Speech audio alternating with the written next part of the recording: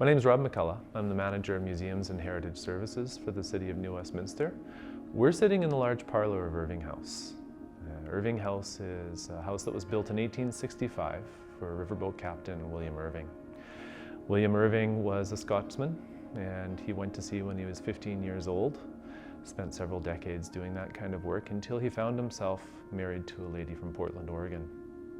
After they were married, they had several children and eventually moved up to Victoria because the gold rush had started.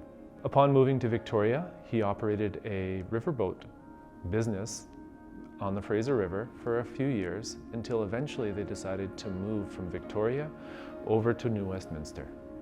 And that's because this was the capital of the colony of British Columbia, and this colony was only established because of that gold rush.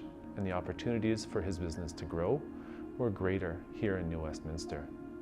The work that we do with Museums and Heritage Services in New Westminster is really trying to look to the past stories that we've been telling.